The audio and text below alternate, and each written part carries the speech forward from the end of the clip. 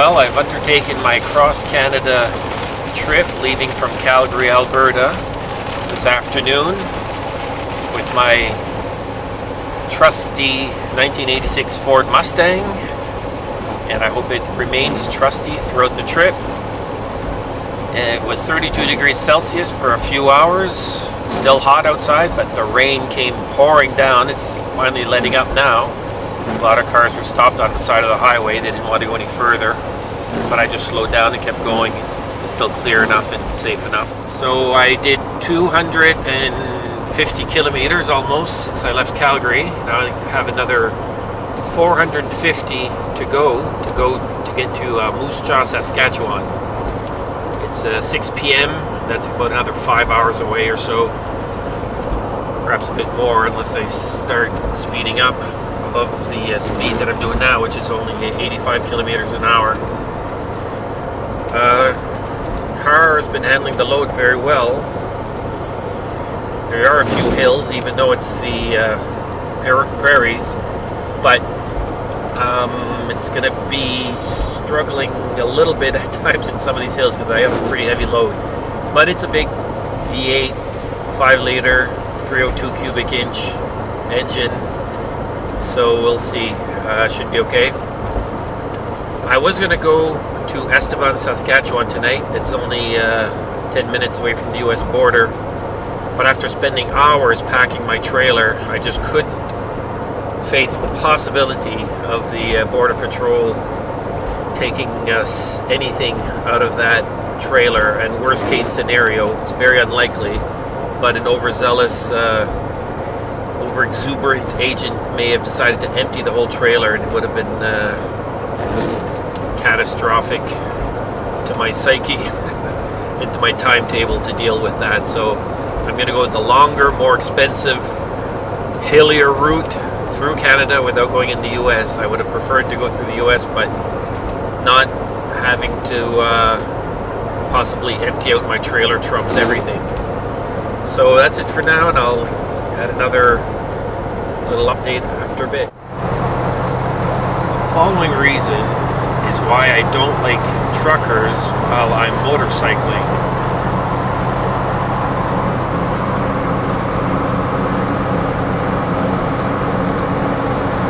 This truck is passing me 1 or 2 miles an hour faster than I'm driving, so it'll take him a good minute and a half to pass me at the rate that he's going. If I was a motorcycle behind this car and behind this truck, I'd be very frustrated at the fact that I wouldn't be able to pass. And on a very busy highway, this happens all the time. All the time. For example, when I went down to Louisiana last fall, going through Virginia and some of those states, Pennsylvania and so on, I would face this situation many, many times. Now here he is, he's putting his right blinker on. I've been on cruise control for the last 20 minutes. Like, why doesn't he just speed up? So I just slowed down now to let him go by.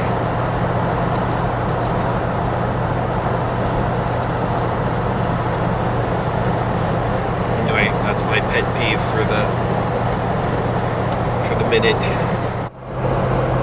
So after the truck passed me and pulled into my lane safely, he blinked his left flasher just to indicate thanks that I slowed down. Now perhaps he's on some sort of speed limiter that he can't go any faster, but then again, since he's passed me, he's going the same speed. Actually, I'm going 1 to 1.5 kilometers per hour faster. So he's set his cruise control at just slightly more, hair more than I had it set at, so he passed me and he's staying there. So I suppose over a period of all these hours that they drive, maybe makes a difference and they can't go any faster, and I give them the benefit of the doubt. Nevertheless, it doesn't make it any less frustrating when you're traveling like I said, especially on a motorcycle, and you're trying to make some headway on a very long distance trip, and you're blocked behind trucks that are passing cars extremely slowly, or sometimes there's two trucks abreast from one another, and sometimes they're keeping up one behind the other, as one's in the left lane, and he's not overtaking the one in the right lane, so he's just stuck there. Now entering Saskatchewan. The weather has been very nice, and the scenery has been very nice for that last little while. Things improved dramatically after I left that massive rainstorm. It's cooled off a little bit also. Speaking of cooling off, the car's running very good, and very well rather, and it's pulling the trailer quite well. It's comfortable, the roads are in good condition. The only little thing that's, I'll use the word concerned, lightly at least, about is the temperature gauge. It's in the upper edges of the normal range. It's usually right in the middle, and it's up near the high temp.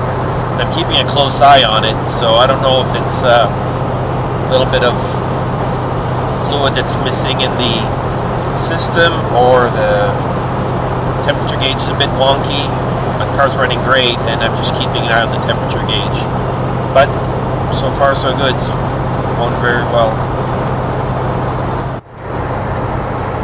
A lot of people have said that they are not fans of driving through the prairies because it's flat and they call it boring.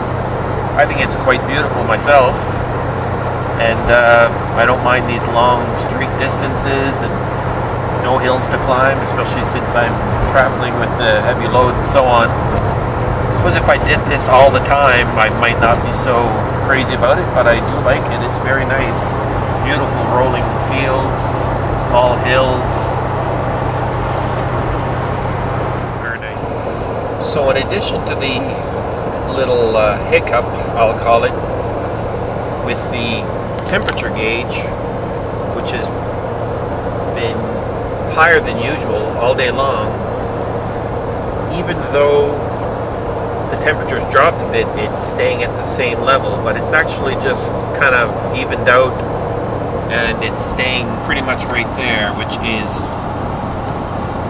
around the letter A in the word normal, which is close to the high level mark. But so the temperature gauge, even though, as I mentioned, higher than usual, that usual is just in a bit of city driving and so on. This is a fairly hot day, pulling a big load, and I'll just call that the new normal, I guess, because it's not causing me any troubles.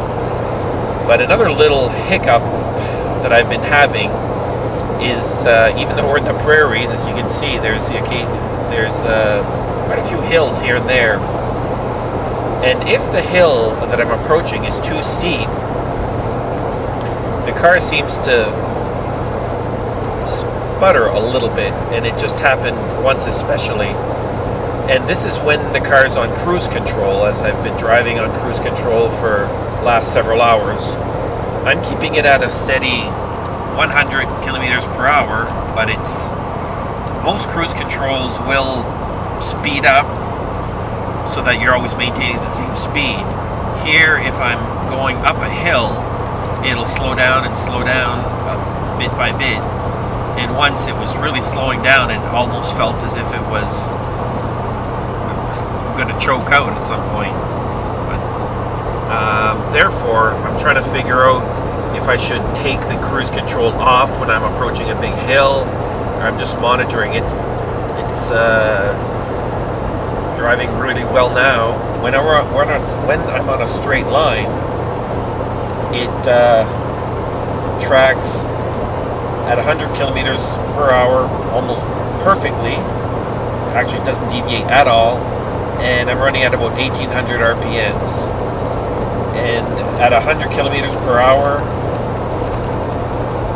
it would usually be around 1700 RPM. So I'm surprised there's not more of a difference considering the heavy load that I'm carrying.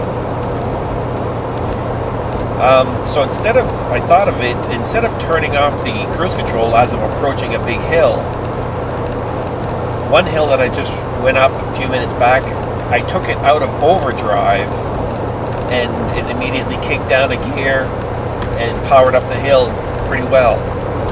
So I'm getting the impression that with the cruise control on, the car wants to do as much as it can to stay in a higher gear, hence it's struggling a little bit on these hills. So we'll see if that is the case, and it might just be a good idea just to kick it out of overdrive as I'm approaching a steeper hill, so that the transmission knows to drop a gear and tackle that hill, as opposed to trying to maintain the speed in overdrive, and it seems to be confusing itself a little bit, let's say. So yeah, that's it for now. So far so good otherwise. It's now 1:15 a.m. and I arrived at my hotel in downtown Moose Jaw, Saskatchewan at 11:30 p.m. Checked in, and then I went to eat at the only place open downtown, which was at the casino. So they had a nice little diner there, so that worked out pretty well. Other than that, it's a pretty quiet downtown late at night on a Saturday. So the rest of the ride after the last update went very well. At times I didn't even know that I was pulling a trailer. The little performance issue I had with the car going up hills is seemingly resolved by knocking it out of overdrive and putting it in drive so that it goes to lower gear and has enough kick to get me going to where I need to go. So that's a good sign, and I'll be needing it because I'm going to be heading into a lot more hilly areas than I hit today into the prairies. So that's it for day one out of several days on the road that are coming up, and I need my sleep because tomorrow's going to be a very long day.